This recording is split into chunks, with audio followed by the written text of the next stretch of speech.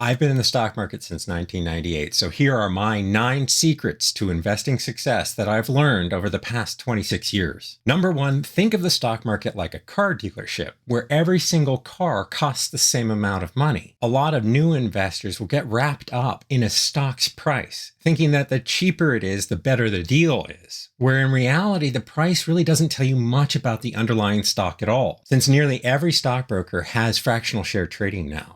Most stocks can be purchased in fractions of shares. For instance, Schwab has a $5 minimum. So you can buy any stock in the S&P 500. Schwab is limited in fractional share trading to the S&P 500 for just $5. What this means is it's more important to think about what you're wanting from the stock than it is to look at the stock price. For example, if you want performance like a Lamborghini, then you would want to buy a stock like Tesla, Nvidia, or ARM Holdings. If you wanted reliability, of course, you'd look at buying a Honda or Toyota. And in the stock market, the reliable stocks are the stable ones. So you'd be looking at stocks like Coca-Cola or PepsiCo. However, just like you wouldn't buy a car from a car manufacturer you've never heard of, you shouldn't bet on untested stocks, or at least not a significant amount of money. Winners win. There's a reason why the most popular cars stay the most popular cars over time. It's not because they got lucky. It's because the manufacturers ensure that those cars continue to perform. The same thing happens in the stock market. Stocks that have won in the past are likely to win in the future. Now, is this guaranteed? Of course not. Nothing in the stock market is. But if you look at the track record of really well-performing stocks, you'll see that most of them continue to perform well into the future. Number 2, stop thinking you're smarter than the markets. When we were growing up, our parents would always tell us that we were so smart, that we were such smart kids. The problem is this is a disservice. It ends up fooling people into thinking that they are smarter than they actually are. And when it comes to the stock market, that can be extremely dangerous. It's incredibly easy to think that you can outsmart the markets, that you can anticipate a sell-off in the market, sell your entire portfolio, and then be able to get back in at the lower levels. The problem with that way of thinking is you don't have to be right just once. You have to be right twice. You have to be right about when the sell-off's going to start. And you have to be right about when it's time to get in at the bottom. We're all going to make mistakes. The most important thing that we can do is to ensure that we realize we've made a mistake as soon as possible so that we can rectify it and move on. Number 3, market-wide sell-offs are always buying opportunities. I'm sure you've heard someone, or maybe you've said it yourself, man, I wish the S&P 500 would sell off 30%. I would buy the heck out of it. But here's the thing about market-wide sell-offs. They always feel like this time is different, that this time really is the end of the world and you shouldn't buy. During the March 2020 pandemic sell-off, the S&P 500 sold off 35%. And I know professional investors who refused to buy at that 35% low because they assumed the market was going to sell off 50%. Which it never did. The trick is to plan for a market-wide sell-off in advance. It is very standard for the stock market to sell off anywhere from 5 to 10%, multiple times in a single year. So make a buying plan. How much would you buy if the stock market sold off 5, 10, 15, 20, 25% or more? And then ensure that you put the money to work, but also keep dry powder on the sideline in case this time the sell-off is more than you expect. I always keep a list of high-quality stocks that I either want to add to or I want to open positions in during the next big sell-off. In fact, during the 2020 sell-off, that's how I got into Tesla. I had been watching Tesla for years, but I felt like it was too expensive.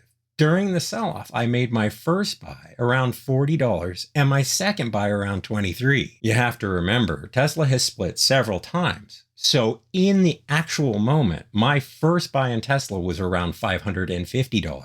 And then a few days later, my next buy where I bought my second lot of Tesla shares was around $340. Naturally, I didn't get close to a full allocation in Tesla because it felt like it could sell off a lot more. However, I couldn't risk missing the opportunity to buy a quality stock like that at a really good discount, even if it sold off more. The trick to a market-wide sell-off is that you need to do the planning in advance. And if you find yourself getting emotional, like on August 5th, when the S&P 500 sold off more than 7% at its lows on one day before ricocheting at the end, It's also a good idea to even consider putting limit orders in advance. This is what I do. That way, when we have a big market-wide sell-off, I know that the limit orders I placed were ones that I developed when there wasn't any emotion. So I was able to think it through and not be affected by emotion. Now, I tend to get pretty excited when there's a market-wide sell-off because I like getting the good deals, but I still don't allow myself to change any of the limit orders that I placed in advance because I know that my emotion in either direction could negatively affect my outcome. And I should just trust myself when I was unbiased and objective. Number 4, there is no such thing as the greater fool theory. The greater fool theory is the idea that the only reason someone is buying an asset is so that they can sell it to somebody else in the future at a higher price than they paid for it. Now, on a very superficial level, this sounds intelligent, right? It makes it sound like, oh yeah, so many people don't know what they're buying. They're just hoping to sell it to somebody in the future at a higher price. But guess what? All investing and trading is exactly this. You're buying an investment because you think it's going to increase in value. Should you be considering a lot more than just the possibility of increasing in value? Absolutely. You should do due diligence on every single investment that you make. But the idea that there's a greater fool theory is just downright idiotic, regardless of the reasons for an investor buying an asset. Everyone who's investing is doing so because they believe the underlying investment will increase in value over time. Number 5, the question many investors will ask is something possible? Well, after 26 years in the markets, I can tell you that everything is possible. The question you should be asking isn't whether or not something is possible, but whether or not it's probable that something's going to happen. In December of 2021, I made a video about DraftKings where I said I believe it's a long-term buy, but I was going to wait until it got to $20 before I added to my position. And at the time, it was trading near $30. I had someone comment on the video, DraftKings is never going to sell off to $20. How new to the markets are you? And he was right. It didn't stop at $20.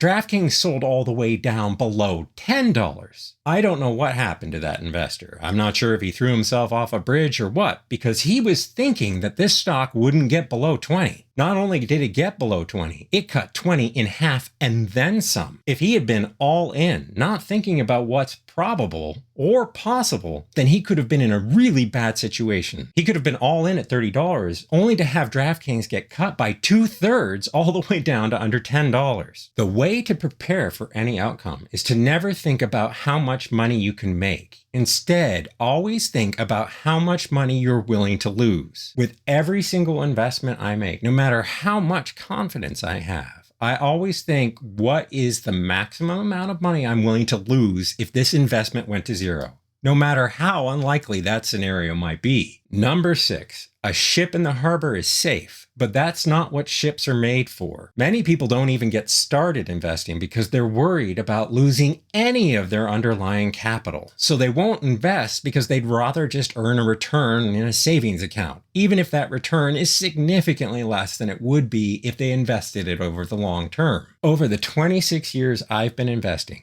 every single time I buy a stock, the next move that the stock price makes is down. In fact, this happens so consistently that my buying plans always prepare for it. I assume that the next move the stock's going to make is going to be down. So I make a buying plan where I can buy at lower and lower levels depending on how much the stock sells off. The important thing to remember is unless you're already independently wealthy, then you need your wealth to grow over time. And the only way you can do this is by making your money work for you. And that means getting a decent return. Now, we're all going to get a stinker once in a while. This is why it's important to diversify and buy different stocks. But in my portfolio right now, I've got a couple big ones, like Canopy Growth Corporation, a cannabis company that sold off more than 90% from its high. Or I've also got the EV maker Rivian, which went as high as $140 after it came public, only to sell off all the way down to $8.26 at its all-time low. This will happen to you over the long term. Everyone gets a stinker sometimes. Everyone. Number 7, you should always learn from others, but remember that you're only doing it to find your own way. Make sure that you don't just follow the people that agree with you on an asset. Follow the opposite view as well. If you're long an investment, if you're bullish, then you should also know what the bear case is. And there are quality voices on both sides of every single investment out there. In fact, one of the greatest things about the modern day stock market is the amount of information that's available to all of us for free. There are lots of podcasts and free blogs out there that you can read and listen to and get the views of both the bulls and the bears so that you can figure out for yourself what your next move is going to be. And no matter how long you've been at this, once again, I've been doing this for 26 years. I have dozens of experts that I listen to on a weekly basis. Never assume that you're smart enough that you don't need to learn from others. There is always something new to be learning when it comes to investing and the stock market. Number 8. There is only one right way to invest or trade. If your techniques are working for you, then don't let anyone tell you that you're doing it wrong. Everyone is a unique snowflake when it comes to investing.